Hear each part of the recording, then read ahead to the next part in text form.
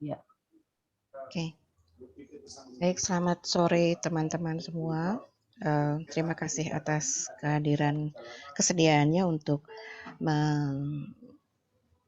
menghadiri acara Poli B84 pada hari ini, Sabtu, Agustus tanggal 14, pukul 16 seperti biasa. Pada hari ini kita akan mengundang Ibu Dr. Yuni sebagai narasumber. Beliau akan membawakan materi tentang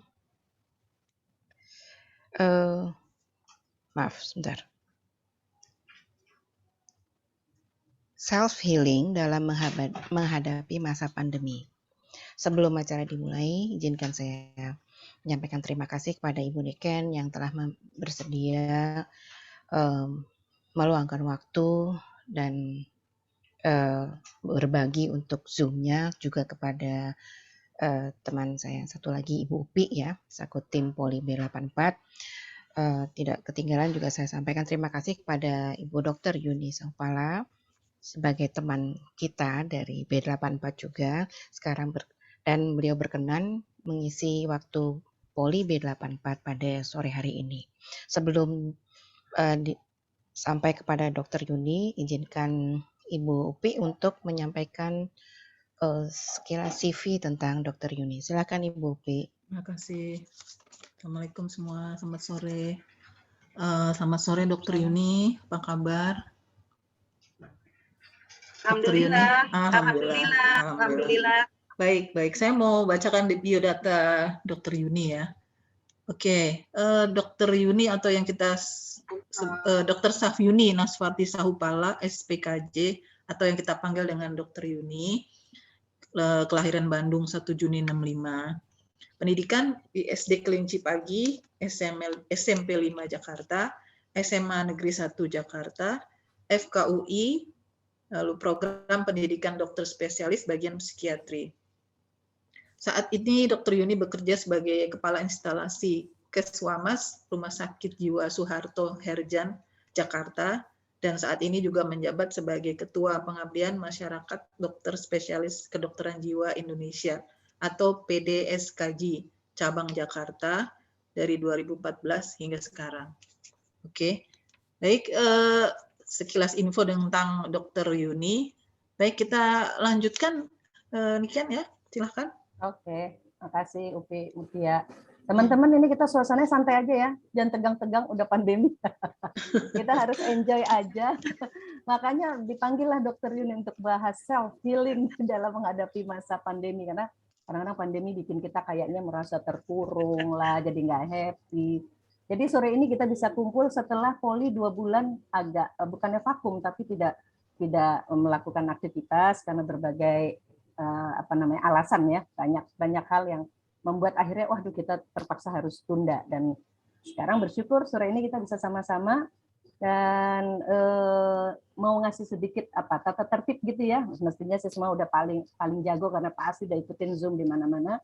Jadi nanti pada saat Dr. Yuni menyampaikan presentasi ceritanya, berbagi, nah yang lain harap mic-nya dalam keadaan mute. Nah, kecuali mungkin nanti dari tim Poli ya, kalau memang diizinkan bisa sharing, dan maksudnya bisa mengizinkan, dan nanti boleh dibuka pada saat kita tanya jawab. Setelahnya nanti ada tanya jawabnya, dan kita nikmati aja sore ini. Jadi kalau boleh nih, boleh nggak sebentar semuanya buka dulu layarnya gitu, biar kelihatan sebentar, habis itu boleh deh kamu tutup lagi. Biar kelihatan gitu loh. Nah, kan partisipannya nih. Kayaknya kayak kita bicara sama layar kosong gitu, kayak sedih amat gitu ya. Kita sore ini ada 20 orang, jadi mestinya 20 orang kita bisa saling lihat, senyum dikit gitu. Nggak usah stres-stres di pandemi, kita ikutin aja apa nih yang harus kita lakukan di masa pandemi. Oke, supaya mulai kelihatan. Iya, kalau bisa seterusnya nggak usah di. Ada itu lagi tuh Hasoluan. Pina. Apa kabar, Pin? Halo. Kan jadi asik kan, bisa lihat kan tuh Waiting room namanya satu Kang nih. Hasoluan. Oke, baik, kita nggak usah berlama-lama lagi.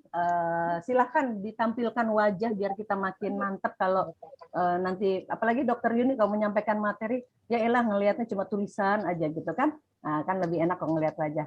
Baik, Dokter Yuni, terima kasih sekali lagi dari Poli 84. Kami persilakan waktu Bentar, Yoyo mau dan ruang Zoom ini kepada Dokter Yuni untuk kita semua. Sebelumnya, boleh nggak kalau kelihatan videonya nih Dokter Yuni, maaf ya, kita lihat, kita buka layar kita terus kita kasih tepuk tangan virtual. Kita mau foto soalnya. Oh iya.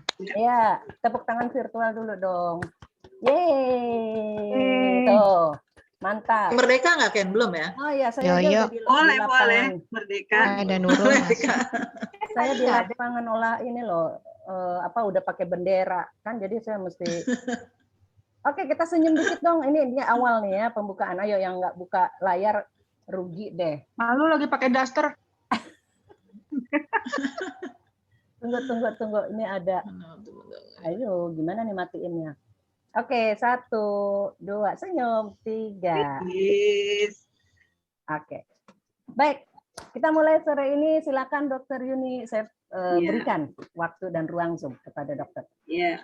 Ya, terima kasih banyak ya untuk Poli 84 ini merupakan suatu yang sangat membahagiakan bagi saya bisa ketemu lagi sama teman-teman ya. Udah lama nih ya.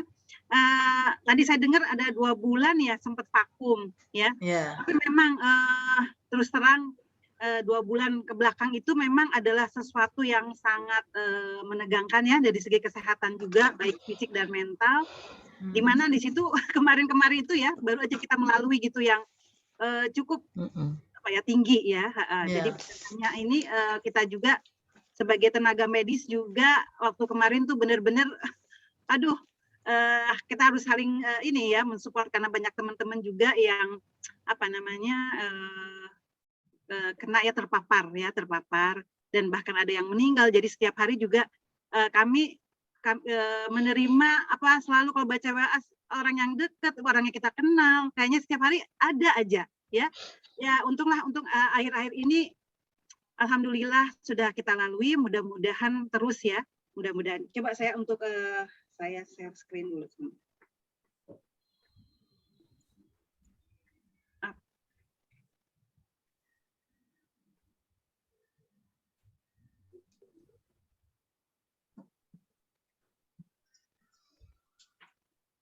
Sudah terlihat? Belum. Belum ya? Oh, mungkin yang lain udah, mungkin ini agak lama. Ya, udah, sekarang udah. Sudah lihat ya? Sudah. Udah, Dok. Di fullin aja, Dok. Nah, oke. Udah ya. Ya, saya mulai ya. Jadi saya diminta oleh tim dari Poli 84 untuk sharing ya, sebenarnya saling menginfokan. Jadi di sini tentang self healing dalam menghadapi masa pandemi COVID-19. Ya. Kalau kita lihat di sini selalu berita-berita baik di medsos, di TV tentang perkembangan COVID-19 di Indonesia. Baik itu yang meninggal, baik itu yang sembuh, baik itu yang kasus aktif ya. Ini sehingga setiap hari jadi pemikiran kita selalu ini COVID selalu mengisi hari-hari kita ya, saat-saat ini selalu mengisi hari-hari kita COVID ini. Dan yang paling sangat tidak menyenangkan adalah berita-berita yang justru yang kasus aktifnya lebih besar gitu ya, ininya kasus yang meninggal, kasus. Nah, itu yang sehingga membuat kita juga jadi jadi merasa tidak nyaman ya, merasa tidak nyaman. Nah, kalau kita update ya, ini waktu 5 bulan pandemi COVID-19 di Indonesia. Ini dari Perhimpunan Dokter Spesialis Kedokteran Jiwa Indonesia mendapatkan bahwa dari 4.010 swab periksa ternyata ditemukan ada 64,8% ya ini mengalami masalah psikologis ya, dan di sini tidak terlihat bahwa 71% adalah wanita, 29% adalah pria, dan ini sebenarnya juga diakses di 34 provinsi di Indonesia. Dan kasus masalah psikologis yang paling besar adalah cemas, itu sekitar 65%, depresi 62%, 75% trauma. Nah, masalah psikologis terbanyak ditemukan pada kelompok usia 17 sampai 29 tahun. Ya, ini cukup agak menyedihkan karena ini adalah kelompok yang produktif sebenarnya ya, dan usia di atas 60 tahun. Nah, ini untuk depresi, bunuh diri dan ini pada pandemi COVID-19, ternyata 1 dari 5 memiliki pemikiran tentang lebih baik mati. Nah, selama saya praktek di masa pandemi ini, memang saya melihat sekarang ini banyak remaja-remaja sekitar usia 17, 18 ya sampai sekitar 27. Saya sampai suka heran datang ya. Dalam satu hari praktek itu bisa 2-3 ya untuk menyatakan bahwa dia ingin mengakhiri hidup ya, atau dia suka melakukan self harm atau self injury ya. Sehingga saya pikir ini kenapa jadi lebih banyak ya untuk remaja ya. Kemudian pikiran kematian ini terbanyak ya tadi pada usia juga 18 sampai 29 tahun. Ya. Ya. Nah, 15% memikirkan lebih baik mati tiap hari dan 20% beberapa hari dalam seminggu. Nah, mungkin kalau kita lihat pertama dari tren per bulan ya, ini masih tahun 2020 ya yang saya dapatkan datanya. Tren per bulan berpikir untuk mati itu menurun, akhirnya dia meningkat lagi. Mungkin data yang sekarang 2021, mungkin yang 2 bulan yang kemarin ini yang juga bisa meningkat ya dibandingkan mungkin tahun lalu. Nah, apa aja sih respon kesehatan jiwa dan psikososial untuk COVID-19? Ini respon umum dari orang-orang yang terdampak, baik secara langsung atau tidak. Ini takut jatuh sakit, ya takut meninggal, bahkan takut untuk mendatangi rumah sakit, karena rumah sakit ada tempat ya banyak atau sebagai tempat terjadi penularan misalnya ya, anggapan mereka ya, karena di sana kita merawat ya untuk pasien-pasien COVID dan tidak mau datang akhirnya ke fasilitas layanan kesehatan, takut tertular ya. Juga takut kehilangan mata pencaharian ya, memang kita lihat dalam PPKM sampai level 4 ini yang cukup panjang ya kemarin, dan juga tidak bisa bekerja ya selama isolasi mandiri ya, kemudian juga banyaknya PHK, tidak dikeluarkan dari pekerjaan. Dan yang paling menyedihkan apa? Takut diasingkan masyarakat ya, di karantina karena ini dikait-kaitkan dengan penyakit ya. Dan apalagi masa tidak berdaya kita untuk melindungi orang-orang terkasih dan takut kehilangan orang-orang terkasih karena virus yang menyebar. Kalau dulu misalnya keluarga kita yang sakit kita bisa menemani, tapi kalau sekarang kan nggak bisa, bahkan untuk besuk aja nggak bisa, ya. Nah ini yang menjadi tambah ya, menambah jadi bagi pasien sehingga dia merasa sendiri. Ya, kalau misalkan dulu ada bisa di samping ada saudara, misalkan ada yang besuk, itu kan bisa untuk mensupport ya. Tapi pada saat ini benar-benar mereka seperti sendiri. Dan terus terang, untuk kita masuk ke ruangan perawatan dari COVID itu, kita membutuhkan APD yang harus lengkap, ya. Jadi tidak setiap waktu misalnya perawat harus datang, ya. Beda dengan dulu ya, mungkin ada waktu-waktunya, karena penyediaan juga fasilitas ini memang belum bisa banyak gitu. Jadi hanya waktu-waktu tertentu yang bisa, dan sehingga si pasien sendiri sering merasa terasing, kok dia jadi sendiri ya. Ya, takut terpisah dari orang-orang terkasih ya tentu ya, pengasuh atau karantina. Nah ini masa tidak berdaya, bosan, kesepian, bahkan sampai depresi. Ya. Nah, ini adalah suatu stresor psikososial ya. Kata-kata pandemi, infodemi, working from home ya, studi from home. Nah ini untuk anak-anak sekolah ini yang menjadi masalah juga ya. PPKM, new normal, kita harus menyesuaikan. Ada stigma, ini stigma ketika menderita seolah-olah kita diasingkan dan takut misalnya lingkungan mendapatkan kita yang sedang sakit ya. Dan yang paling parah adalah hoax ini. Jadi sehingga berita-berita ini kadang-kadang suka menimbulkan keresahan, bukan membantu untuk kita ditenangkan, karena ini membantu keresahan dan membingungkan. Dan kadang-kadang informasinya ini tidak mengedukasi. Ya, banyak yang tidak mengedukasi sehingga membuat kebingungan tentang vaksin lah, ya, bahaya vaksin segala macam. Ya, itu yang banyak sering disebarkan sehingga masyarakat jadi enggan misalnya untuk datang ke suatu tempat untuk vaksin. Nah, ini ada beberapa waktu kasus-kasus yang lalu. Tapi alhamdulillah saya lihat di Jakarta ini, alhamdulillah saya lihat sudah semakin sadar ya untuk masyarakat untuk datang ke tempat untuk vaksin. Ya. Nah, kalau kita tahu stres adalah suatu proses di otak. Nah, ini adalah masalah yang dihadapi, yang didengar, yang dilihat. Dan ini akan menyebabkan suatu hormon stres yang disebut kortisol. Ya. Dan hormon kortisol ini ya, kita tahu bahwa untuk pasien-pasien yang memang mempunyai diabetes mellitus ya, yaitu penyakit kencing manis, di mana kadar kortisolnya juga tinggi sehingga kalau dia mengalami suatu stres ya, ini juga akan menjadi lebih tinggi lagi.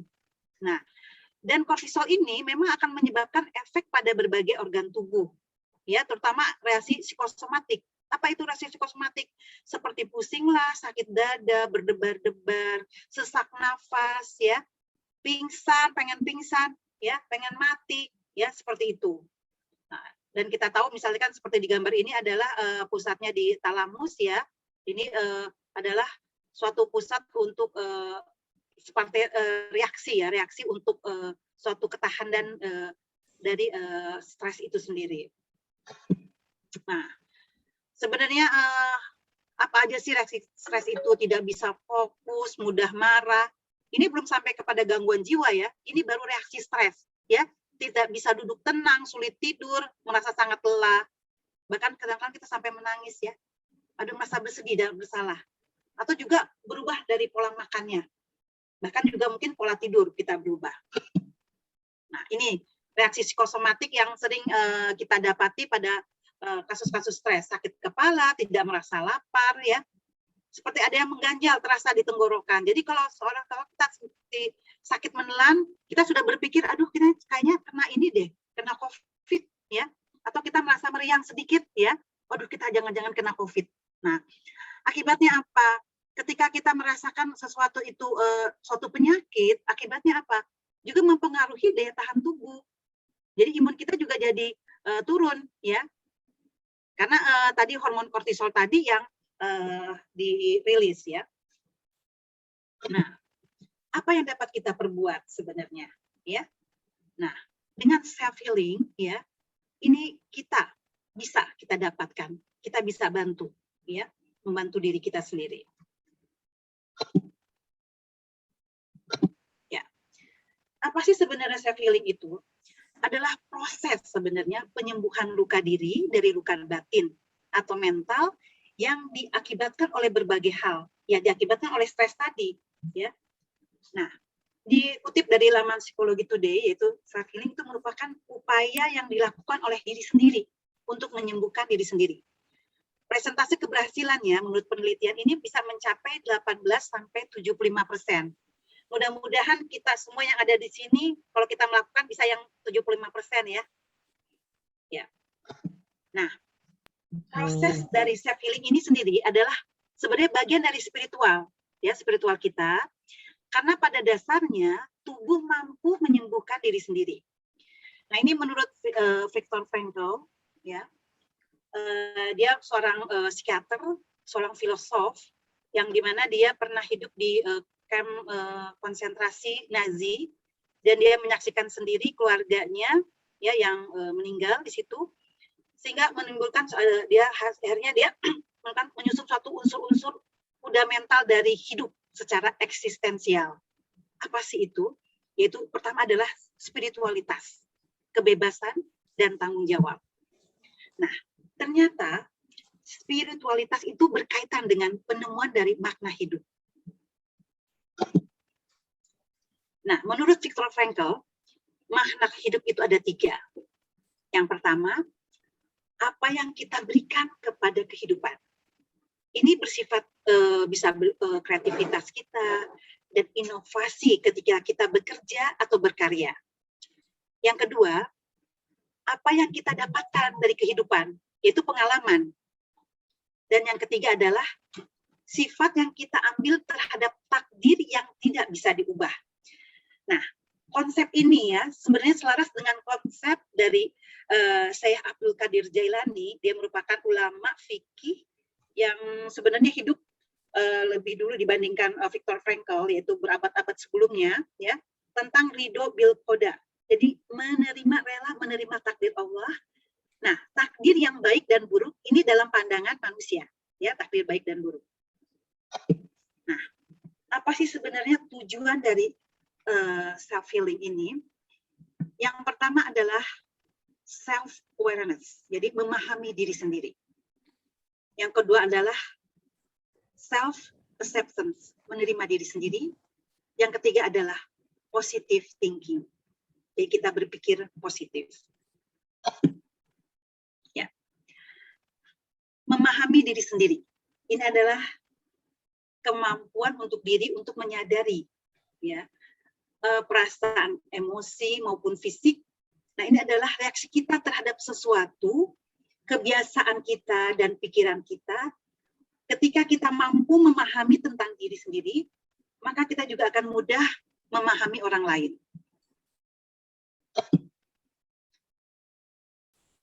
Nah, self-acceptance adalah menerima kelemahan dan kelebihan diri sendiri. Tentu kalau kelebihan diri sendiri kita akan senang ya, kita sangat menerima. Tetapi untuk menerima kelemahan, ketidaksempurnaan dari kita, ya. Nah, Grammer mendefinisikan yaitu penerimaan diri sebagai kemampuan individu untuk dapat memiliki suatu pandangan yang positif mengenai siapa diri yang sebenar-benarnya. Dan hal ini tidak dapat muncul dengan sendirinya. Jadi harus melalui dikembangkan oleh individu tersebut. Nah, positive thinking. Ini berpikiran positif. Kita suka dengar, ya, kita berpikir positif, ya, positive thinking. Ini saya ambil dari konsep dari Dr. Ibrahim El-Fiki. Dia seorang motivator kelahiran Mesir yang besar di Kanada. Dia mengatakan bahwa kemampuan seseorang untuk memfokuskan perhatian pada sisi positif dari suatu hal dan menggunakan bahasa positif untuk membentuk dan mengungkapkan pikiran, serta kaitannya dengan proses pemberian bantuan terhadap individu agar mencapai kebahagiaan hidup dunia dan akhirat. Nah, ada langkah-langkah yang dapat dilakukan dalam self healing ini. Sebenarnya langkah-langkah ini tidak semua orang sama ya, bisa berbeda-beda karena masing-masing individu itu unik ya. Ini hanya sebagai contoh, misalnya yang pertama adalah me time ya.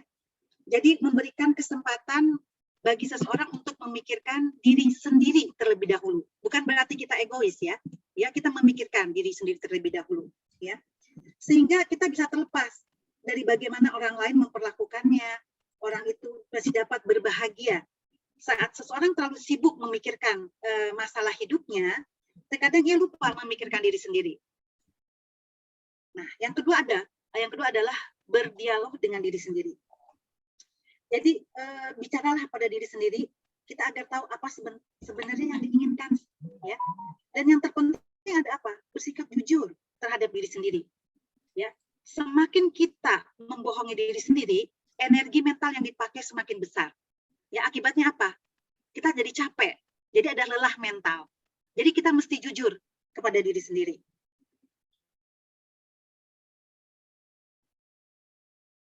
Bersikap jujur tadi ini lebih baik ya ketimbang kita melampiaskan segala perasaan buruk pada sesuatu, dan satu-satunya orang yang mampu berbicara dengan lubuk hati terdalam adalah diri kita sendiri. Nah, saat seseorang sudah mulai memahami dirinya, secara perlahan dia juga akan lebih bersyukur atas banyak hal yang telah diberikan dalam hidup ini. Yang ketiga adalah berdamai dengan keadaan. Di sini kita mencoba berdamai dengan keadaan, ya seperti dalam keadaan kondisi COVID sekarang, ya. Jadi menerima setiap keadaan yang menimpa kita, ya. Dan kita menjadikan sebagai guru kehidupan dan yang bisa menerpa pribadi kita untuk menjadi lebih baik lagi. Dan yang keempat apa? Tempatkan masa lalu pada tempatnya. Dan ini yang sering pasien-pasien depresi, ya, ini menempatkan masa lalu tidak pada tempatnya. Dia selalu mundur ke belakang, melihat ke belakang, ya, adalah masa-masa yang tidak menyenangkan. Selalu dia mundur ke belakang. Itu adalah ciri pasien-pasien depresi. Beda sekali dengan orang dengan pencemas, ya, itu selalu melihat ke depan, tetapi hal yang negatif.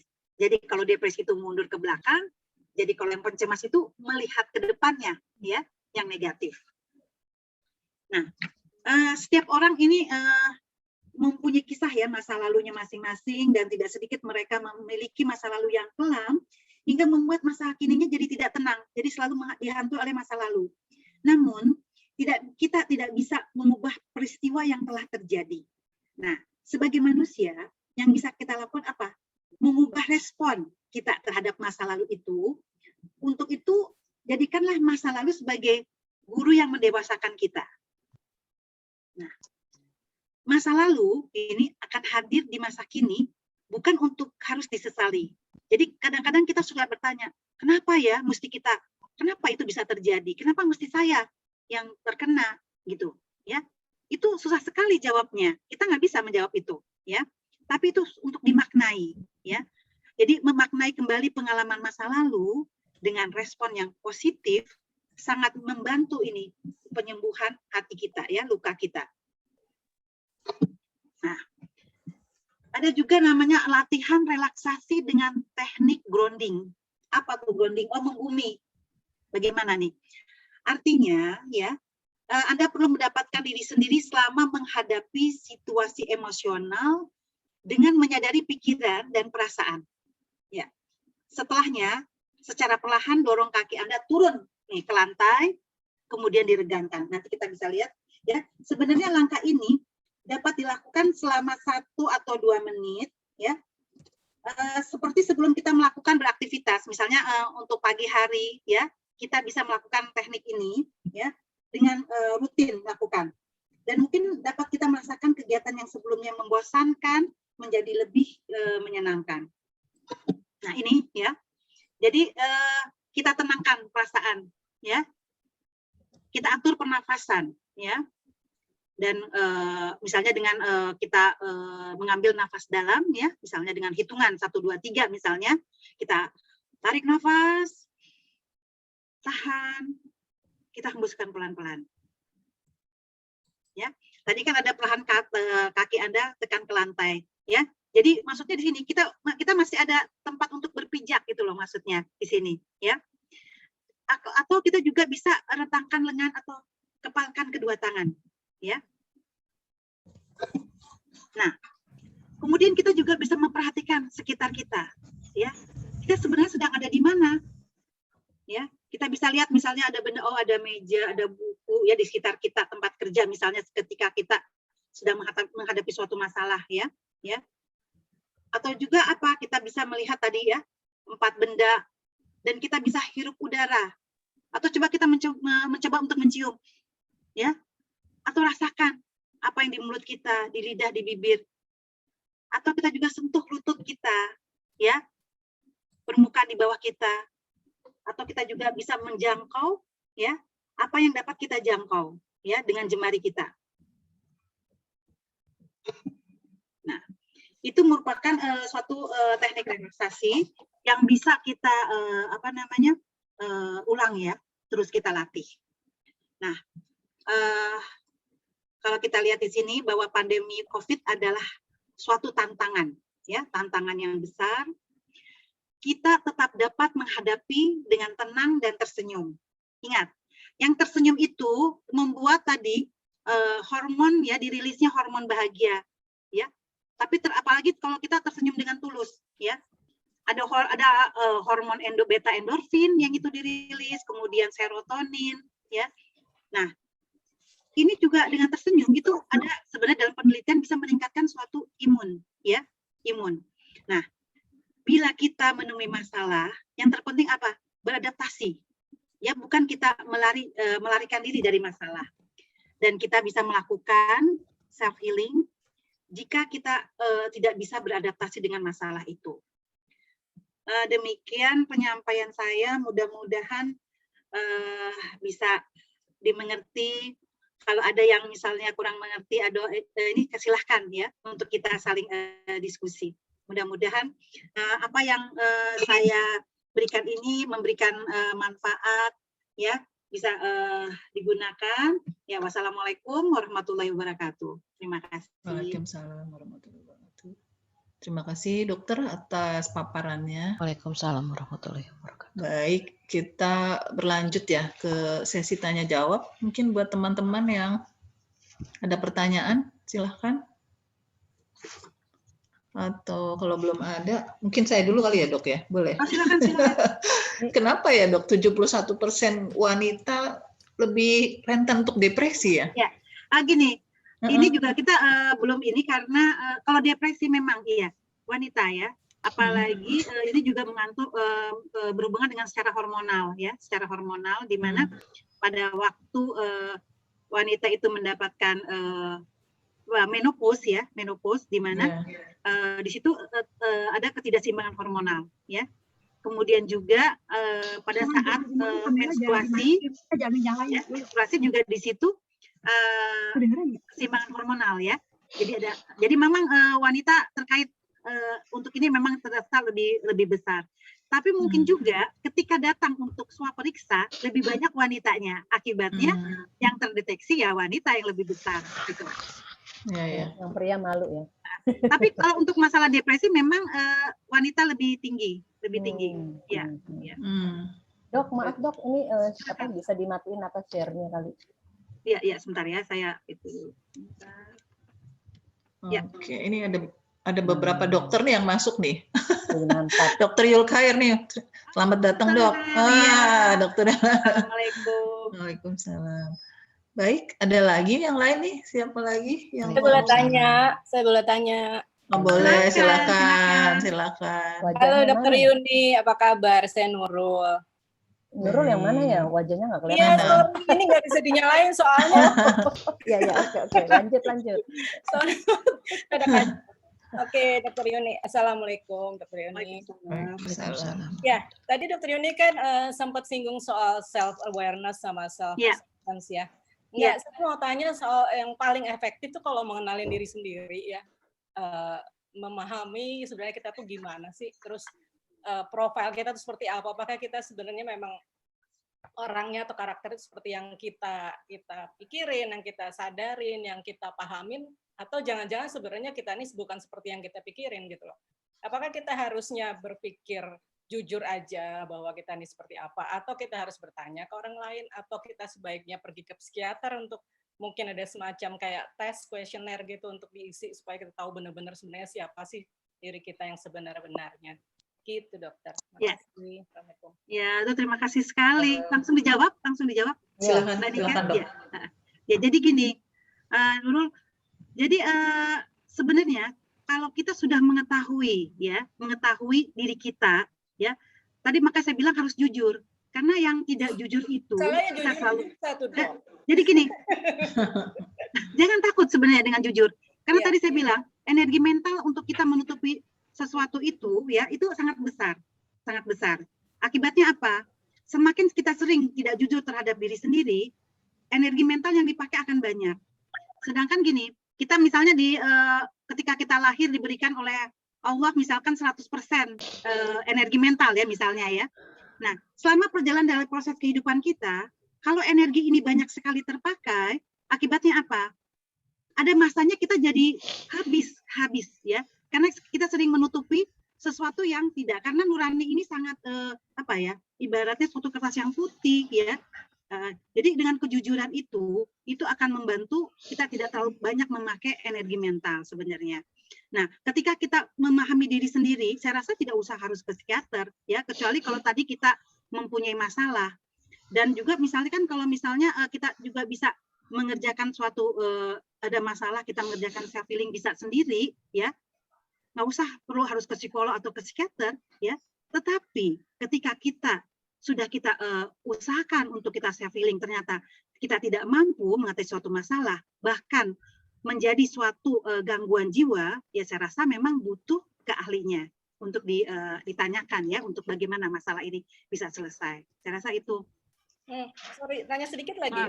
Sampai sebatas mana kita tahu bahwa kita sebenarnya sudah jujur atau belum? Itu aja. Karena kadang-kadang mungkin orang sudah merasa enggak, kok gue enggak kenapa-kenapa gitu.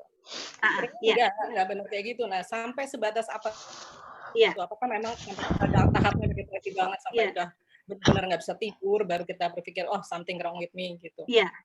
Ternyata gini, memang kalau kita nggak jujur tadi ya, sering berulang ya, itu kan mengakibatkan ada timbul yang tadi energinya yang kurang ya, sehingga seperti gangguan tidur bisa kita alami ya, karena kita menutupi, jangan sampai ketahuan nih, kita kan jadi energi kita tutupin aja ya, tetapi itu akan sebentar, tidak bisa lama ya, karena semakin lama ini semakin menumpuk, akhirnya apa ya, proses ini akan menjadi apalagi kalau sudah ada keluhan tadi, sulit tidur, gelisah, cemas ya. Tanda-tandanya ya, Dok ya.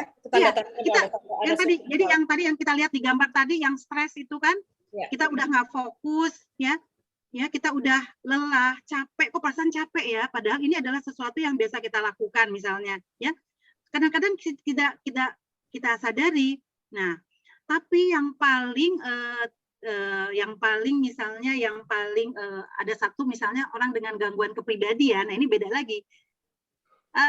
Dia merasa tidak apa-apa, ya dia merasa seperti bipolar ya Dok ya, bipolar tetapi orang di sekitarnya yang terganggu, dimanapun dia berada, orang sekitarnya merasa terganggu. Waduh, ya ini dia tidak sadari. Nah, akibatnya apa? Ya orang-orang terdekat, orang-orang yang dia cintai juga jadi terganggu. Akhirnya apa? Akhirnya yang membawa dia bukan dia sendiri ya, mungkin orang lain ya, karena udah di sekitarnya sudah terganggu, seperti itu. Oke. Iya, jelas Dok. Makasih Dok. Sama-sama. Dok, boleh saya tanya satu lagi nih. Kalau bipolar, apakah juga dengan gangguan kejiwaannya Dok? Oh iya, jadi gini. Kita sebut suatu gangguan jiwa itu ada dua D kita sebut ya. Adanya distres dan disabilitas. Distres itu adalah suatu penderitaan. Tapi harus ada keduanya ya, dan disabilitas. Disabilitas itu ketidakmampuan dari segi apa? Misalnya sosialnya, akademiknya, pekerjaannya, semua jadi terganggu. Nah, jika dua distres dan disabilitas terganggu, maka ini masuk ke dalam suatu gangguan jiwa. Nah, maka tadi yang stres tadi, yang kita misalnya masih kurang fokus. Nah, kalau ini berkepanjangan dan kita tidak cepat teratasi, nah bisa bergeser ini menjadi suatu gangguan, ya. Penderitaannya dia akan lama, akan banyak. Dan untuk gangguan jiwa sendiri itu kan memerlukan ada waktunya ya, kriteria waktu untuk diagnosisnya, ya. Nah, jadi memang ketika kita menghadapi masalah, kita harus cepat, ya.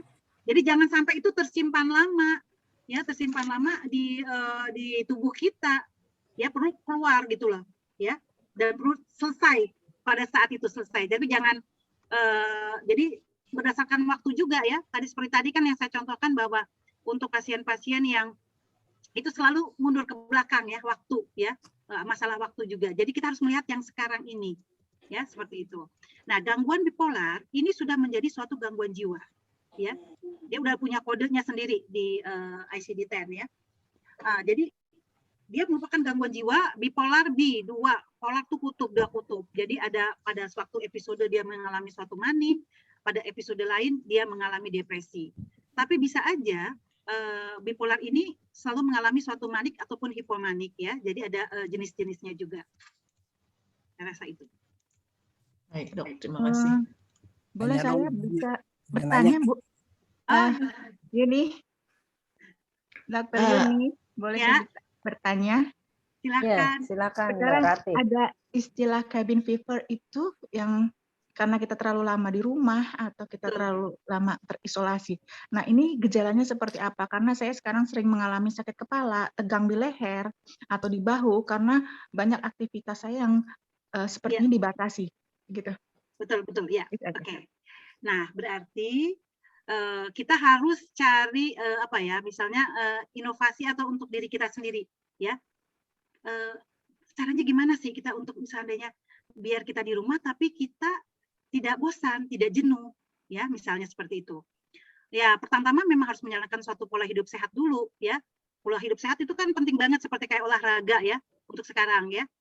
Kenapa kita nggak pakai misalnya untuk itu ada waktu-waktu dalam 24 jam kita pakai misalnya untuk olahraga, ya, kan nggak sampai berjam-jam misalnya. Itu kan suatu hal yang sebenarnya positif dan bisa meningkatkan imun misalnya ya seperti itu. Jadi kita bisa mencari hal-hal yang positif suatu kegiatan. Nah itu memang harus dari diri kita. Kita misalnya punya hobi waktu itu, saya senang hobi misalnya karena waktu itu kerja jadi kita nggak menjalankan hobi kita. Oh senang jahit misalnya, senang apalah misalnya. Itu bisa kita maksudnya ya kita laksanakan sekarang atau hobi berkebun. Sekarang kan dengan adanya COVID ini saya lihat ibu-ibu ini banyak yang berkebun ini ya, mengalihkan kepada tanaman-tanaman ya. Ya itu kan sesuatu yang Positif, apa namanya? ya. Positif dan Ya. menyenangkan. Ingat, sesuatu yang menyenangkan dan bahagia itu akan dirilis hormon bahagia ya. Dan olahraga juga. Ternyata pada penelitian ada 4 hormon bahagia loh yang dirilis pada orang olahraga. Ada 4 yaitu beta endorfin, serotonin, dopamin dan oksitosin ya. Itu. Jadi kenapa kita nggak melakukan hal-hal yang menyenangkan ya? Mungkin di situ kita harus isi. Saya rasa Banyak itu. sih, saya sudah melakukan olahraga, sudah semua udah, cuma mungkin karena tidak terbiasa aja kali ya. Ya, memang kan kita butuh adaptasi ya. Adaptasi. Jadi adaptasi. Ini kan suatu perubahan yang pandemi ini adalah perubahan yang sangat besar ya. Jadi sehingga kalau orang yang lama untuk beradaptasi dengan suasana ini ya, itu akan ya itu tadi bisa menjadi gangguan ya, mengalami suatu gangguan. Jadi adaptasinya memang kita Dok, mau tanya dok, boleh dok? silakan. Satu dulu Pak Aziz, sorry, ini Pak Yulchair dulu nih. Aduh, Dr. Pak Yulchair. Dokter ini. Abis ini ya, Bang Aziz ya. Oke, silakan. Halo Yudi. Halo. Halo Yudi, udah lama nggak ketemu Iya. dari SMP, baru sekarang. Aku mau tanya nih, ya mungkin Iya. untuk kualifikasi psikiater nih ya. Kalau self healing itu kan ada metode-metode tertentu nggak ya? Kadang-kadang saya baca kan ada dengan model-model meditasi, Iya, zikir banyak. gitu, Ada atau ada mindfulness atau apa ya. self healing dengan MFT. Itu Banyak. kira-kira ininya tingkat keberhasilannya mana yang lebih bagus? Terus kalau dibandingkan pernah saya baca juga tentang metode zikir, baca Quran Ya. itu kira-kira mana yang lebih optimal gitu ya, untuk self healing Ya. ya. Jadi gini, kalau menurut saya ini tergantung orangnya ya. Nah, jadi antara individu memang berbeda, tergantung dia ingin apa yang lebih nyaman terhadap dia melakukan apa ya. Jadi nggak ada metode yang khusus ini yang paling baik loh, enggak ya. Nah, mungkin kalau saya misalnya ya atau Pak Yulher misalnya dengan zikir dengan ini lebih nyaman ya kita lakukan itu ya. Jadi ini sebenarnya kayak tadi itu cuma contoh aja ya, misalnya apalah misalnya dengan relaksasi dengan apa, tapi sebenarnya itu bisa dari individu sendiri untuk mengembangkan. Saya rasa itu sih kalau saya.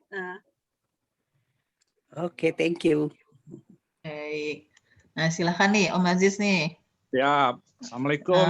Salam. Waalaikumsalam. Tadi mau nanya udah keduluan Yulher tuh. Saya mau nanya soal metode. Yang lain deh. Nanya yang Jadi lain gini, dong. Iya dok, jadi gini dok. Kejujuran itu sangat menyakitkan, ya kan? Nah, kalau timbul apalagi dengan pasangan kan? Ini curhat sedikit curhat nih. Lalu timbul konflik kan?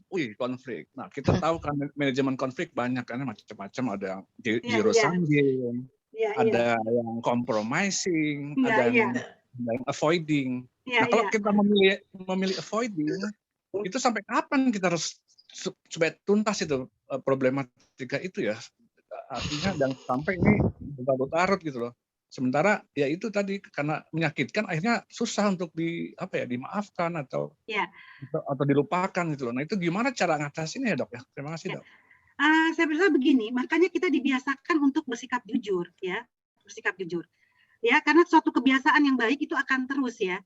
Tapi kalau kita biasa untuk menutupi akhirnya menghindar justru menjadi bom waktu gitu.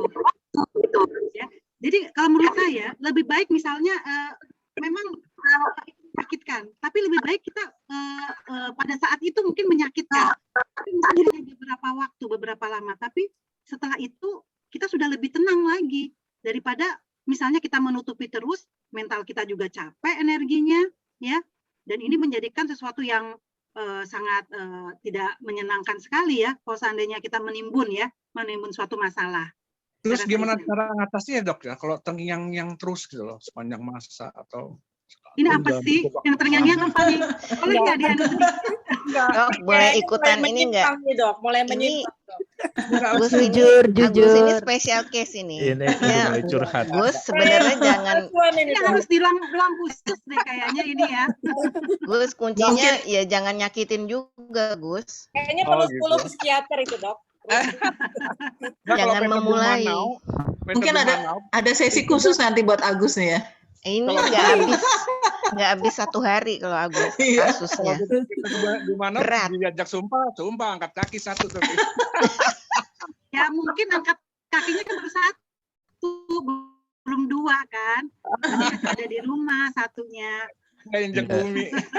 Ya udah cukup dokter. Ini juga ada curhat nih dari Om Maki nih.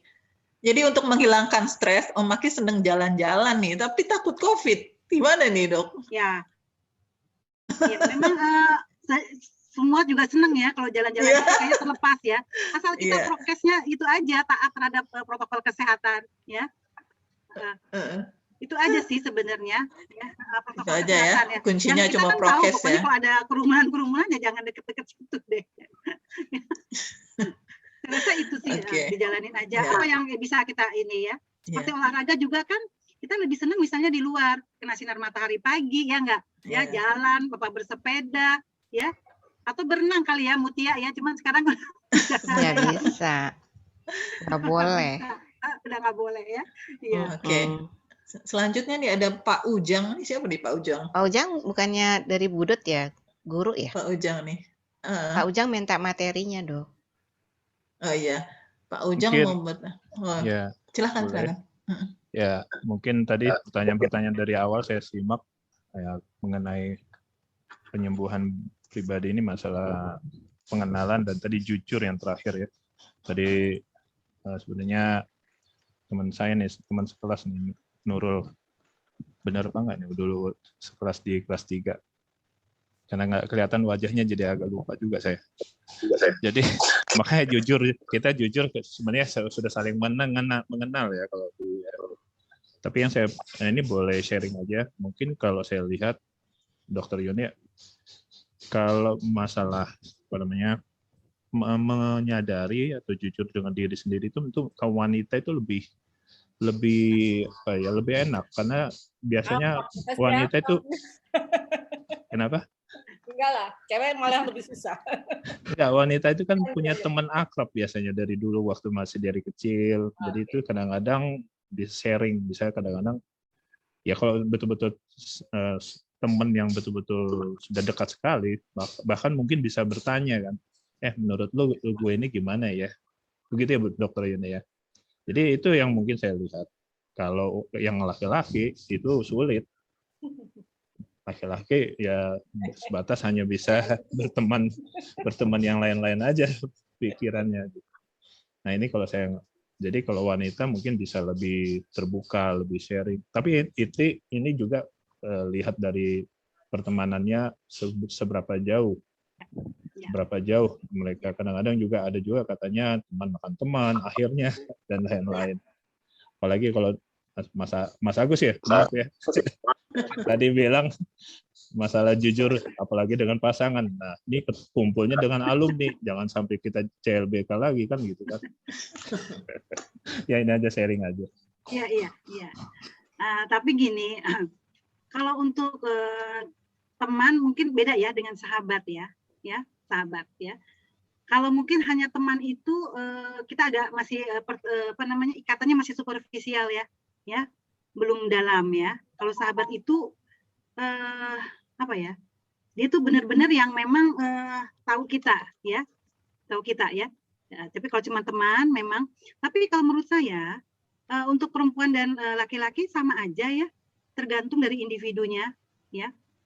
Apakah dia nanti punya teman atau sahabat sampai nanti dia beberapa laki-laki juga dekat gitu loh ya. Dan terutama kan memang ketika kita sudah menikah, tentu yang menjadi tempat curhat kita adalah sebenarnya pasangan kita gitu ya. Itu yang jujur nomor 1 harusnya ya. Harusnya. Tapi kadang-kadang malah bawa masalah ya dok ya. Kalau terlalu jujur bawa masalah nggak? Enggak. Justru kalau menurut saya jadi kita jadi lebih santai ya, lebih enak ya. Nggak ada, karena nggak ada yang satu yang ditutupi jadinya kan. Iya betul. Oke. Bahaya nggak? Temen jadi demen. Itu lain lagi. Itu ya ketika. Ini Pak Ujang nanya nih. Pak Ujang. Grounding, tapi kalau sudah emosi lupa melakukan itu, solusinya bagaimana dok? Terima kasih. Misalnya apa emosi apa marah ya, terutama ya.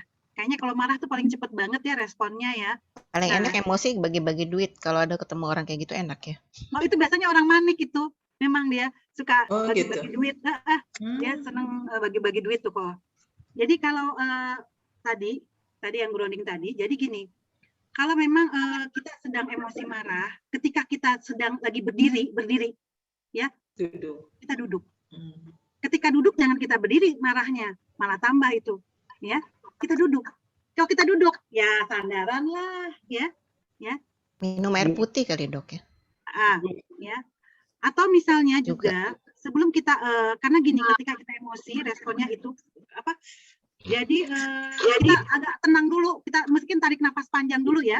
Iya. Kita tarik dulu, baru kita bisa bicara, ya. Sebenarnya bisa ada beberapa inilah tips ya, misalnya untuk marah. Atau misalnya kalau kita lagi marah atau kesel banget ya, udah meluap-luap, kita ingin ini, ya. Atau kita bisa aja kita cuci muka, kita ambil air wudhu misalnya, ya. Bisa seperti itu. Jangan ambil ember disiram. Oh iya. Jauh-jauh dari Ratih. Bisa kalau lagi telepon sama Ratih, emosi bisa disiram tuh handphonenya. Hati deh. Ini Teh Neneng nih, habis ini Teh Neneng. Iya, Silakan Teh Neneng nih. Neneng tanya tuh. Yuk Neneng, silakan. Neneng tanya langsung aja. Tanya langsung aja ya. Iya, kalau misalnya. Silakan. Assalamualaikum Neneng. Ya, assalamualaikum teman-teman. Kalau misalnya psikiater itu kan biasanya banyak mendengarkan masalah dari kliennya atau pasiennya ya, dia. Nah, terus misalnya psikiater ini kan artinya numpuk tuh banyak sekali persoalan orang yang ada di benaknya karena dia berusaha membantu memecahkan dan dia harus merahasiakan ya. Seandainya satu ketika psikiater itu mengalami sebuah kejadian yang membuat dia kecewa, sedih dan segala macam gitu kan. Itu dia untuk keluar dari itu masalah kesedihannya, kekecewaannya, itu harus gimana ya? Apakah dia tidak terbiasa curhat pastinya ya kan? Nah, apakah dia perlu psikiater lain atau dia misalnya berdoa atau bagaimana gitu? Itu gimana tuh dok? Ya, oke. Terima kasih Neneng. Ya, namanya juga manusia ya. Kalau kita ini tentu butuh ya, kita juga butuh, tapi kita memang harus profesional ya, terutama di hadapan pasien ya. Kita nggak boleh membawa masalah kita kepada pasien ya. Ya tentu Julhair juga tahu tuh ya. Kita nggak akan boleh membawa sesuatu itu, kita memang harus profesional. Tapi namanya juga kita manusia ya.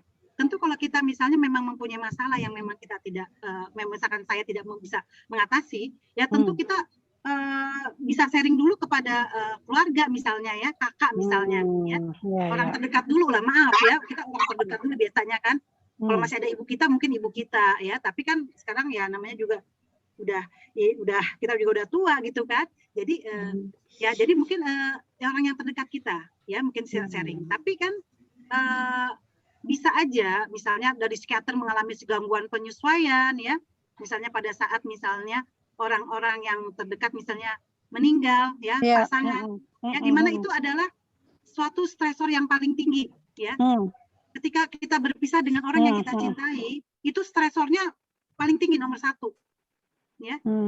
Jadi misalnya ada orang yang bersedih, misalnya masih berduka dalam 3 bulan itu kalau tidak memenuhi kriteria dari depresi, itu tidak masuk depresi. Itu hanya berkabung dia berduka. Ya. Hanya berduka ya. Berduka. Okay. Nah, karena dia tidak memenuhi misalkan kriteria dari depresi, ya, dia berduka. Dia masih wajar. Itu ngukur depresi sampai 3 bulan tuh gimana tuh, Dok? Bukan. Jadi kalau misalkan udah depresi, tadi udah ada distress, udah ada disabilitas, udah ada penderitaan. Kalau misalnya dia berduka, dia cuma ingin merenung gitu lah, ya. Jadi malas kemana-mana dulu. Tapi dia misalnya untuk kerja masih bisa berkualitas misalnya ya. Ya. Tapi dia cuma pengen sendiri aja. Saya pengen, nah misal seperti itu, ya. Bisa aja, bisa. Jadi kita juga mengerti bahwa dia ada orang tuh pengen misalnya untuk diri sendiri dulu deh. Tadi kan ada me time gitu ya. Kita ingin merenung untuk diri sendiri misalnya ada. Contohnya kalau nggak salah dulu Titiek Puspa ya, yang ketika Mus Muhalim meninggal kan dia butuh waktu untuk mau berkarya lagi, ya. Dia cukup lama tuh sampai nggak bisa bikin lagu lagi, ya. Dia butuh waktu, ya. Tapi dia bukan depresi, ya. Dia memang dia masih dalam masa berkabung deh. Ya. Oke. Makasih. Ya, Dokter Yuni, kalau misalnya, ya ini saya teringat jadi, kalau misalnya keluarga ya, yang tadi berkabung tadi, yang saya pernah juga tidak menerima kenyataan dan akhirnya mencari, ya mungkin bukan mencari, tapi akhirnya dia menyalahkan lah ya, menyalahkan tim medis, menyalahkan keluarga juga. Jadi ada banyak versi, ada juga yang dia kalau misalnya saudara atau keluarga seandainya begini-begini bisa bantu, yang terjadi juga ada aja yang kemarin yang bukan keluarga ya, tapi ini di Medan ya, dia dengan kondisi kemarin itu kan sulit sekali mendapatkan rumah sakit dan ya, berusaha untuk mendapatkan dari keluarga kita yang punya pengaruh lah yang di Jakarta ini untuk bisa dapatkan rumah sakit di Medan. Itu agak-agak lucu juga kan?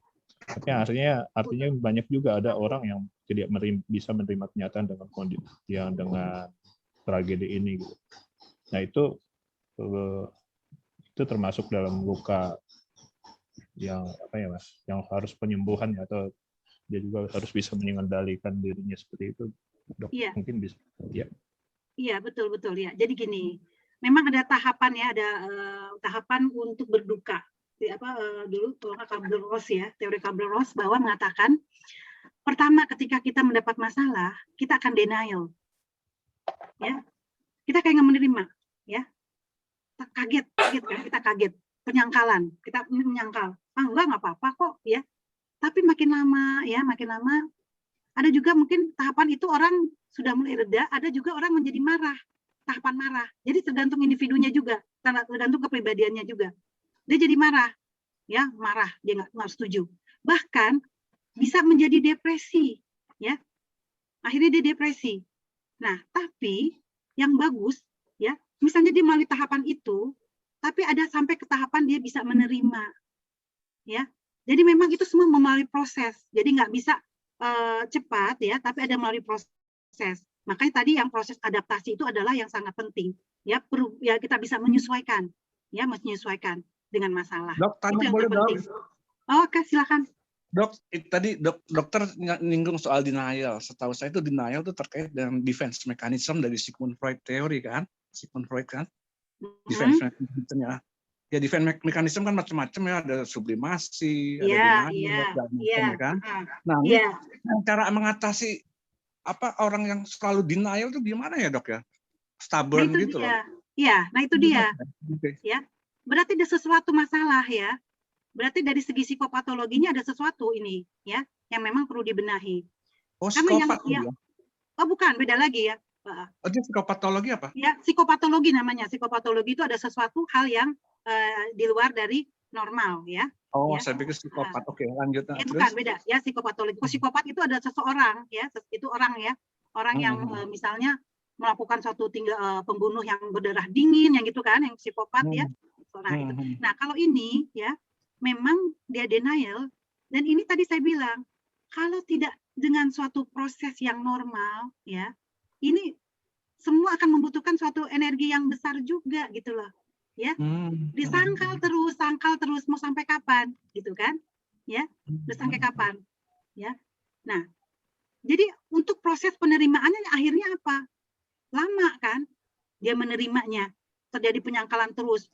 Misalnya, maaf ya, misalnya gini, dia divonis menjadi suatu penyakit yang berat, ya. Dia menyangkal terus.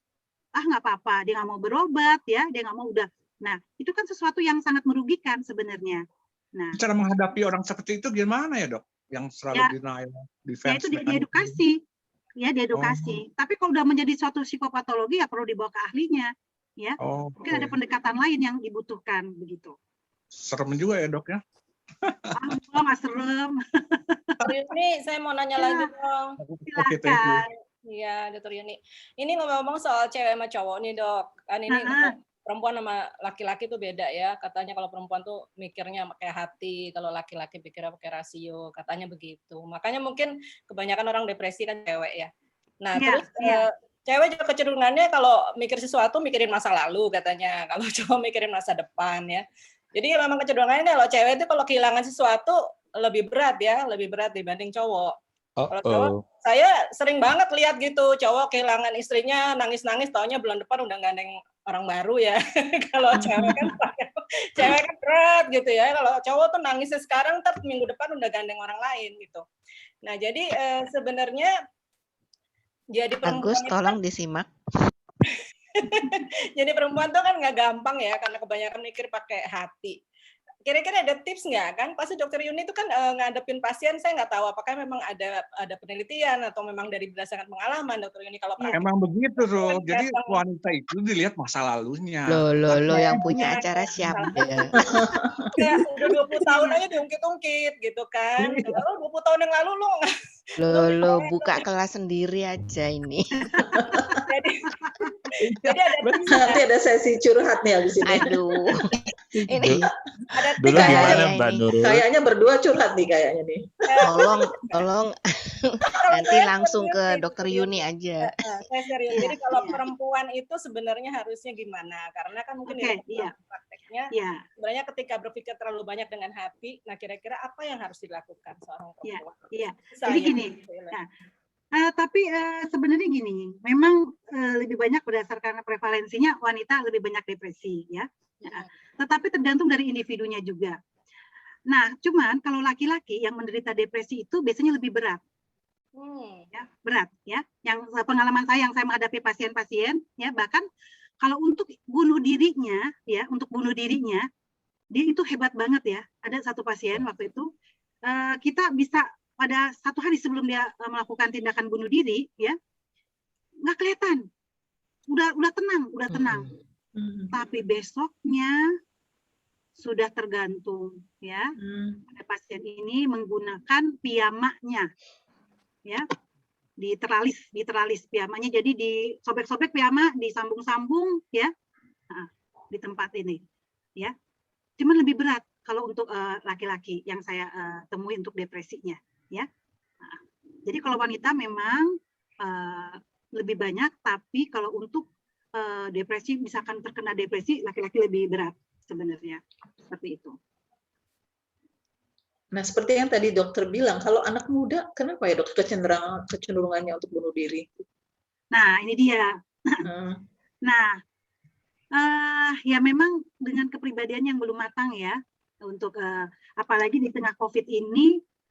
Yang biasanya dia bisa mengekspresikan ya perasaannya ketika kumpul dengan teman-teman ya, kan dibatasi ya, sehingga timbul tuh rasa marah, dia kesel ya, mau kemana dia, nggak ada tempat gitu, nggak ada tempat ya, semua dibatasi. Nah itu yang kadang-kadang saya pikir ya mungkin ini karena jadi karena kayak nggak bisa ke sekolah ya, ketemu teman sekolah kan jadi kayak suka lupa.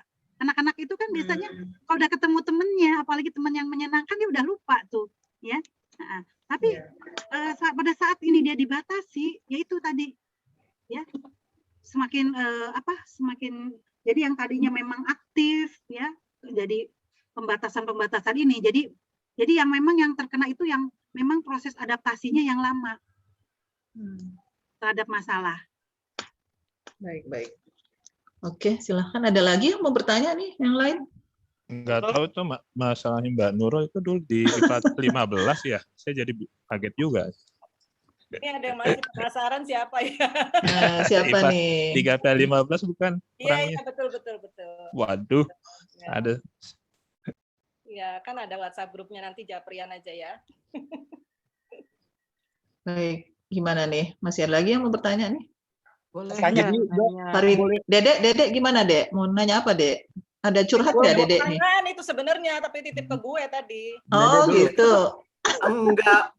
Gue boleh nanya enggak, Bu Upi? Oh, boleh. Boleh, silakan. Kita tunggu. Boleh. Curcol kakak ketum. Curcol. Yun, lo kan tadi bilang yang penting adalah jujur dalam diri sendiri ya. Nah, sekarang gue jujur. Kalau sudah kita merasa terganggu dengan teman-teman yang biasanya curhat dari hari ke hari, menit ke menit, detik ke detik, hanya itu, dan kehilangan itu. Gue harus ngapain? Waduh, ini juga curhat nih. Juga curhat nih kayaknya nih, Bu Yanti curhat nih.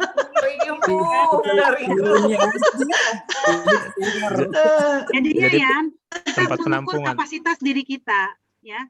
Kapasitas diri kita, ya. Sampai kapan sih kita bisa menerima? Kalau misalkan pada saat ini, ya ketika kita memang lelah, ya, kita harus bersikap tegas juga. Maaf, pada saat ini mungkin kita tidak bisa mendengar curhat-curhatan misalnya.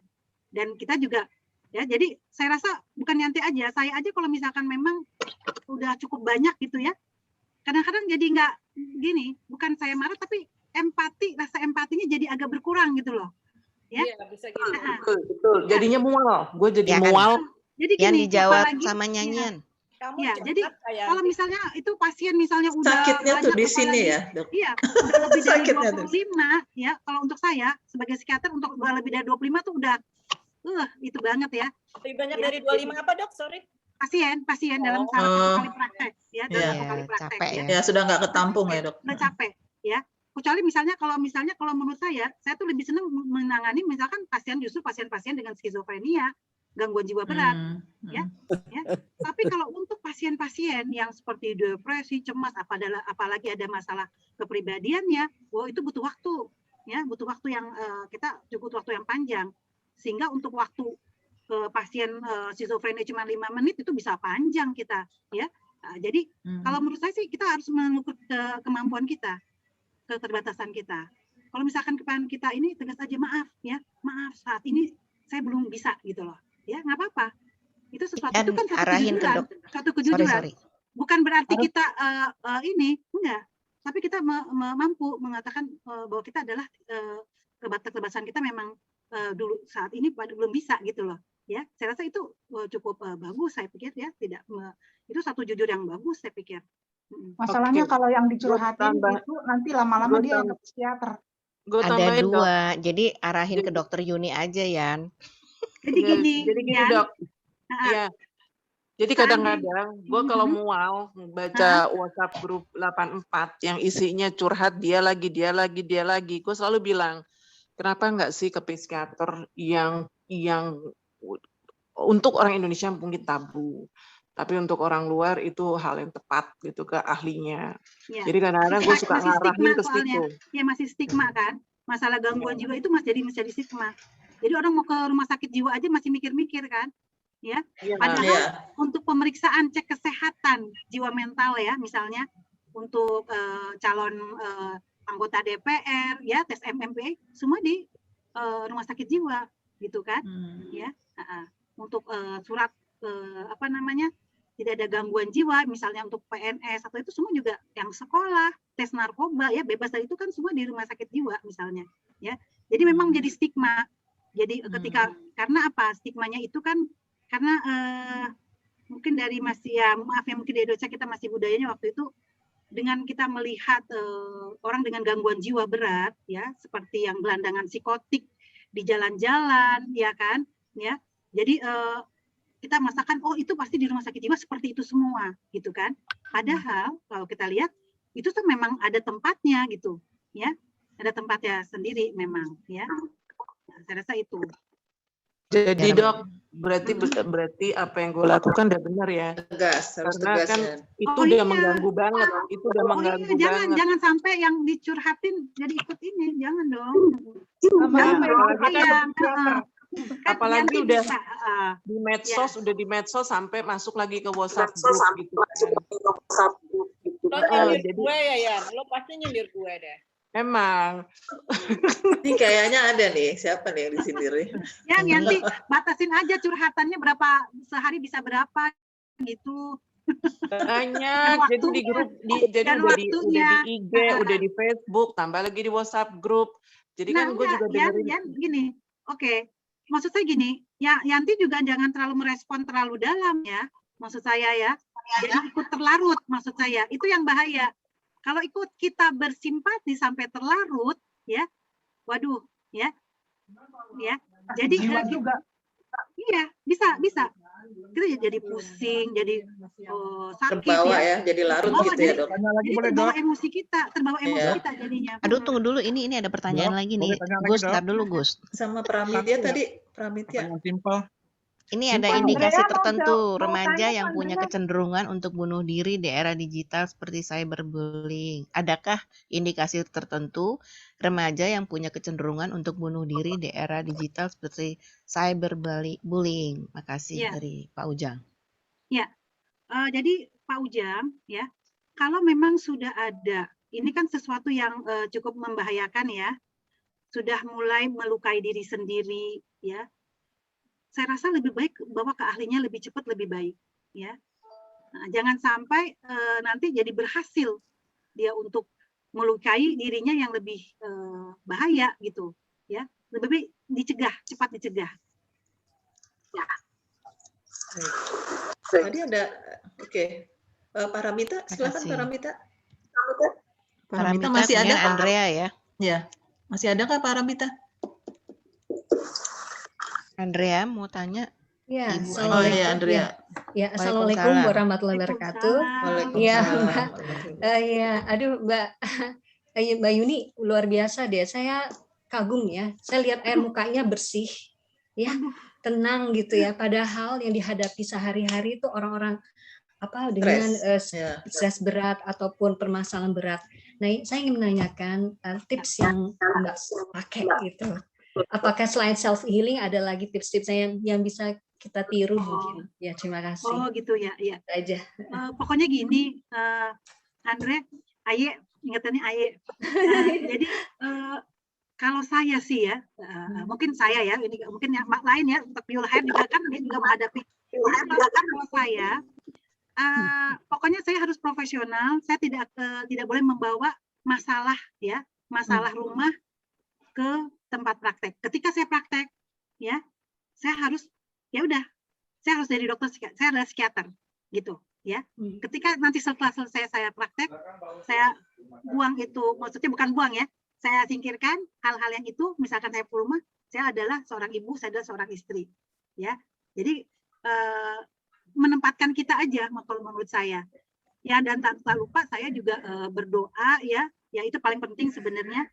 Agar kita selalu diberi ketenangan, ya, selalu diberi ketenangan, ya, kita harus zikirlah, banyak zikir dan ini minta doa ya kepada Allah selalu dilindungi. Saya rasa itu sih kalau saya ya, mungkin. Oke, terima kasih.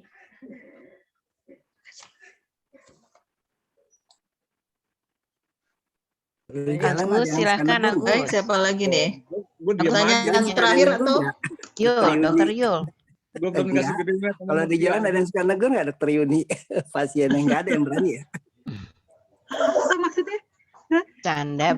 Oh, tegur. Enggak, maksudnya menegur di jalan dong. Dokter Yuni di jalan gitu. Kalau saya sih banyak anak-anak. Gitu. Iya. Ada iya. Ada sih yang negur. Apalagi kalau yang negur artis, aduh. Dokter, kalau hipnoterapi dengan psikiatri beda ya? Oh, beda. Beda ya? Hipnoterapi itu suatu cara ya. Oh, Dok, cara. Cara terapi. Ya, ada apa? Oke, Agus silakan Agus. Saya masih penasaran tuh yang statement tadi tuh bahwa apa namanya yang terkait sama Nurul tadi tuh bahwa laki-laki sama Nurul nih Agus. Laki-laki kan dilihat masa depannya, nah perempuan kan dilihat masa lalunya. Nah kadang laki-laki tuh suka ngungkit-ngungkit masa lalu pasangannya gitu loh. Nah itu gimana caranya supaya si laki-laki itu nggak selalu ngungkit-ngungkit gitu loh dan menjadi bahan keributan terus konflik itu gimana caranya ya? Bukan saya sih, Maki kayaknya masih.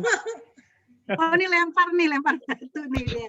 Bola biasa. Jadi sebenarnya sih gini ya, kalau untuk ngungkit ya, itu kayak cari-cari masalah ya, cari-cari persoalan ya. Itu dari individunya sendiri saya bilang kepo banget gitu loh.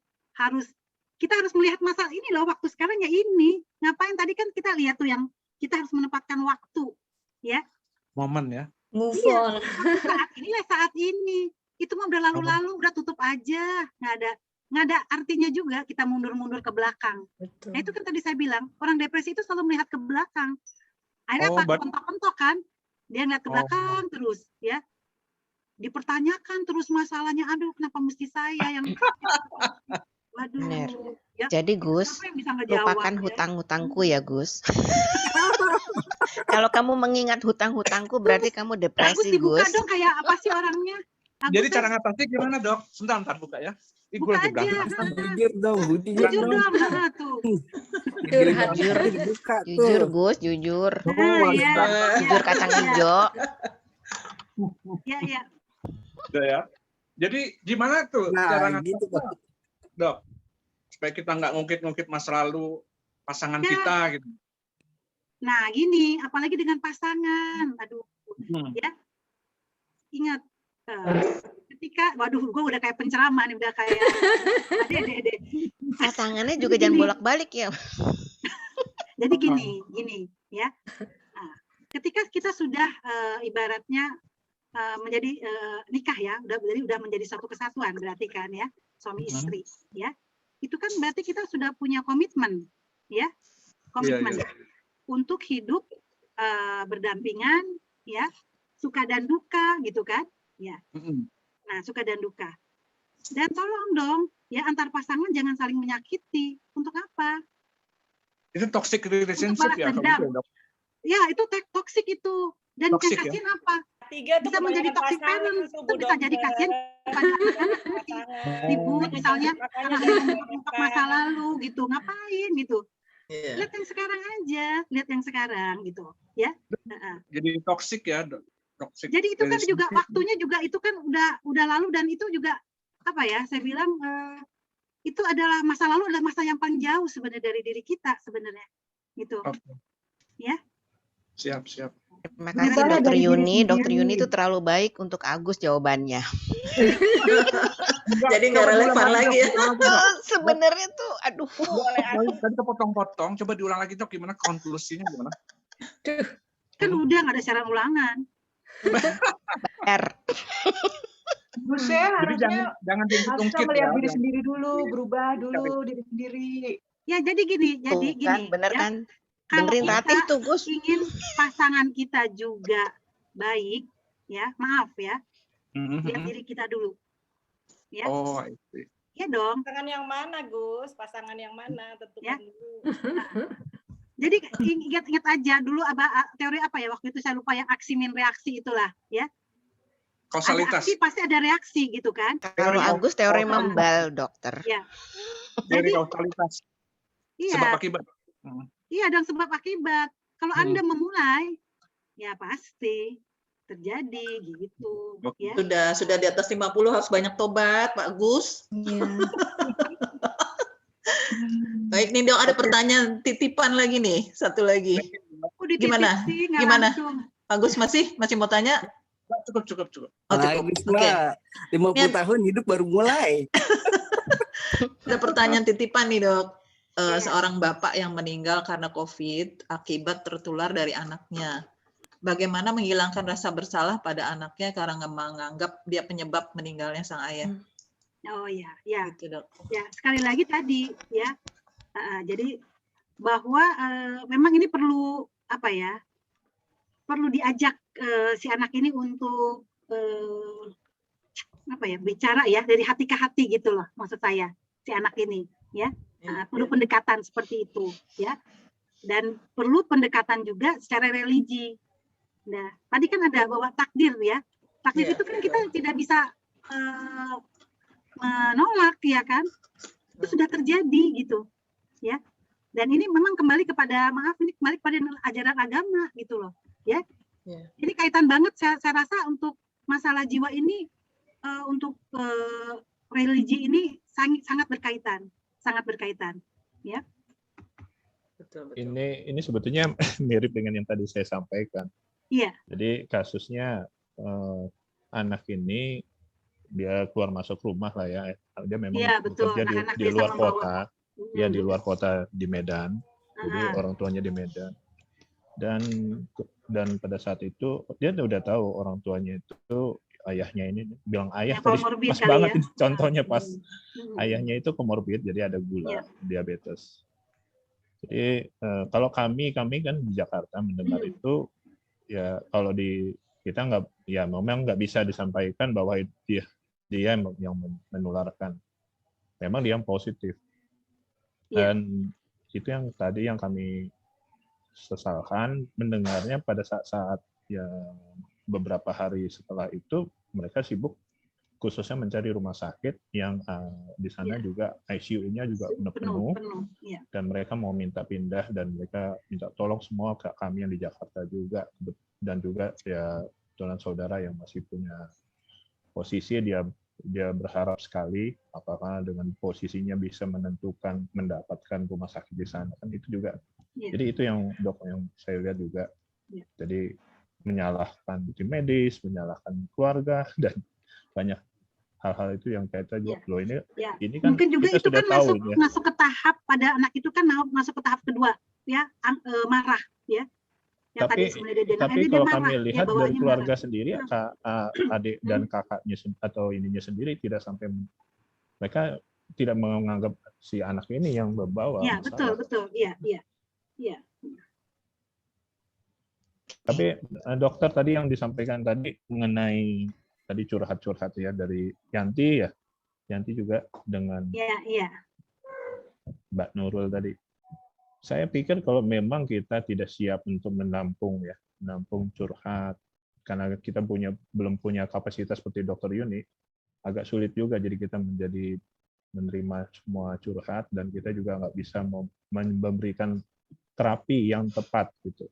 Betul ya dok ya. Jadi karena itu kalau saya pikir kalau sebatas kita hanya sebagai teman ya mungkin kita bisa tadi sudah benar tuh. Dianjurkan aja ya sarankan untuk yang ke ahlinya. Oke, itu saja. Dokter Yuni boleh tanya satu lagi? Silahkan. Mbak Andrea cepet ya, soalnya udah jamnya udah mepet nih.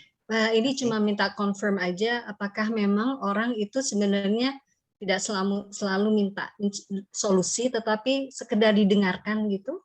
Bisa ada. Ya, jadi memang tadi semua itu individu tergantung dari kepribadian juga ya. Ya, ada kepribadian juga. Ada yang cuma hanya ingin dengan didengarkan aja.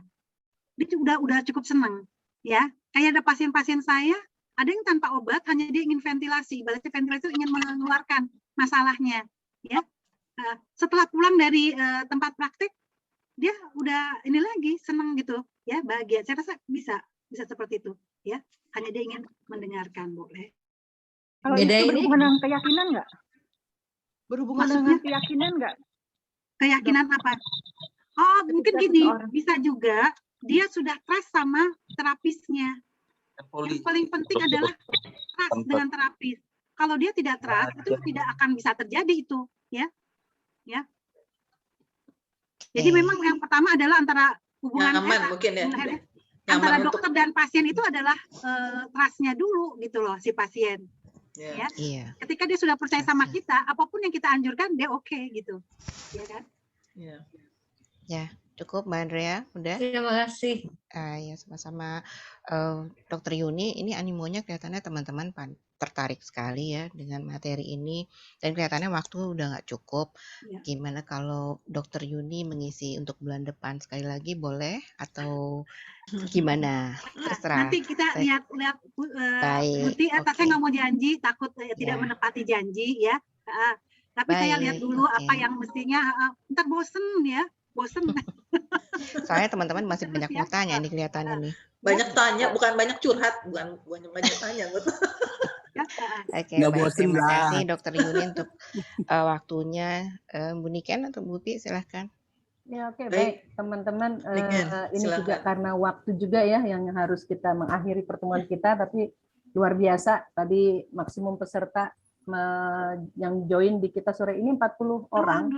Ya, dan pertanyaannya luar biasa semua. Ada Bu Tina lagi ya ikut hadir. Terima kasih. Assalamualaikum Bu Tina. Mana ya Bu Tina? Assalamualaikum Bu Tina. Ada Bu Tina. Oh iya ada. Bu Tina. Sehat Bu Tina. Gue ingat sekali ngajarnya dulu Ibu waktu kelas 2 IPA 7 ya. 2 IPA 7. Ya, duduknya paling depan. Waduh, hebat masih ingat. Kalau saya masih ingat nggak Bu? 2 IPA 15. Ingat, Pak Solon kan 2 IPA 15. Oh iya. Masya Allah, hebat. Wali kelas Ibu. Bu Tina wali kelas saya. Iya. Oh, pantas. Ibu Tina masih cantik, Ibu Tina. Iya, barakallah. Ya, segar. Segar. Aduh, subhanallah. Ya, jadi sehat terus ya Bu, sehat terus. Terima kasih anak-anak yang hebat ya. Jadi keluar dan keluar pancaran bersinar. Makasih Bu Tina karena salah satu pendidikan atau ilmu yang Ibu berikan buat kami. Nah, ini kami sampai sekarang jadi seperti ini. Ya, Bu Tina juga wali kelas saya juga ya waktu itu di kelas berapa tuh Bu ya? Ya. Kelas 2 juga yang semester 1-nya Hasoloan, semester berikutnya nih. Aduh, Ibu daya ingatnya kuat ya. Masya Allah. Kan 2 IPA 13 kan ya. Ya, betul. Allah. Kalah Bu. Ya, baik Bu Tina. Ya, Ibu terima kasih sudah diberi linknya sehingga bisa gabung. Cuma tadi telat sekali Bu ikut ketemu sama Ibu Tina. Sebulan sekali Bu Tina ini tiap Sabtu sore jam 4 di minggu pertama biasanya. Tapi tergantung nanti pembicaranya sih, Dok. Bulan depan Ibu Tina aja pembicara. Iya. Ya, baik teman-teman, kita mau mengakhiri tapi sebelumnya mau diinformasikan jangan lupa nanti malam jam 19.30 ada Zoom lagi dengan topiknya bersama mengenang perjalanan bersama sahabat. Ya, jadi 19.30 lewat Zoom. Jangan lupa untuk join di situ. Kita mengingat kembali kebersamaan kita dengan teman-teman yang sekarang sudah mendahului kita, gitu ya. Jadi sekali lagi terima kasih untuk kehadiran teman-teman. Dokter Yuni khususnya terima kasih. Kami senang nanti Dokter Yuni, jangan bosan nanti kalau dipanggil. Ya, jadi Dokter Yuni kalau justru kita mungkin balik nih Dokter Yuni ada waktunya bulan apa ya? Misalnya Dokter Yuni menjadwalkan Oktober, kita tag deh Oktober misalnya gitu Dok ya. Karena cuman idenya ntar udah habis idenya. Enggak, sebenarnya enggak usah materi banyak, pertanyaannya dibuka banyak. Jadi waktu konsultasinya dibuka lebih panjang gitu Dok. Karena ini banyak yang masih harus perlu self healing di masa pandemi ini yang masih panjang. Baik teman-teman, sebelum lupa maaf, silakan Dok, bisa diupload materinya Dok di sebelah boleh. Nanti room saya chat ke Mutia. Ke Mutia ya, nanti Mutia. Sini room chat bisa juga nih Dok sekarang. Soalnya tadi Dok Pak Ujang minta, mungkin teman-teman ada yang minta. Bisa nggak Dok? Sebelum close. Oh, sebelum close ya? Mungkin kalau sulit nggak apa-apa Mut, ke Mutia aja. Gaptek saya. Ya. Nanti saya kirim aja langsung ke Mutia. Ya, terima kasih Dokter Yuni. Pak Ujang yang memerlukan materi bisa nanti menghubungi Ibu Mutia lewat Yanti, bisa Ibu Yanti ya. Ya, makasih. Ya, baik. Yang satu hal yang kita mesti ingat bahwa dalam self healing, mari tadi kuncinya adalah kita menerima keadaan, tapi tidak menyerah dan jujur pada diri sendiri. Jujur sendiri, terus bangun hubungan untuk dekat dengan Tuhan dan bersyukur saja. Ingat hari ini indah, hari ini anugerah. Dan jangan ingat masa lalu, kan? Ya betul. Kalau ingat itu ya, bisa jadi perang itu. Lalu bersyukur. Karena gini, kalau kita banyak mengeluh kita lupa bersyukur. Tapi kalau kita sering bersyukur kita lupa mengeluh. Jadi mari bersyukur aja gitu ya. Baik teman-teman. Mantap Uniken. Sore ini. Tunggu dulu, foto bersama dulu. Boleh nggak dibuka videonya? Ya, belum bisa. Maaf. Yang nggak bisa nggak apa-apa. Yang bisa biar kelihatan. Jadi kita bisa tahu. Dari tadi nggak bisa melulu. Bersyukur. Sambil warawiri. 1, 2, 3. Tahan senyumnya, saya akan geser ke layar kedua di laptop saya. Oke, kita senyum lagi. 1, 2, 3. Ya, ini kita record pembicaraan dan pembahasan kita nanti bisa didengar.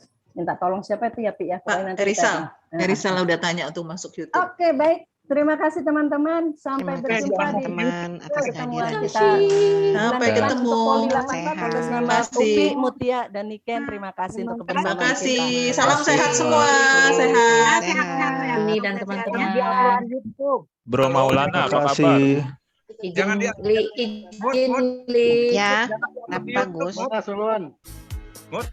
Oke, ya silakan. Mohon pamit ya, mohon pamit. Ya, terima kasih Dokter Yuni. Waalaikumsalam. Nanti Waalaikumsalam. Susah Gus. Oh, hapus tadi ya, masuk YouTube dulu Ken off dulu Ken. Biarin. Ken off dulu Ken. Recordnya. Jangan di-upload di YouTube. Memang kita kalau habis poli di-upload ke YouTube. Off dulu. Recordnya. Berarti yang curcol tadi masuk.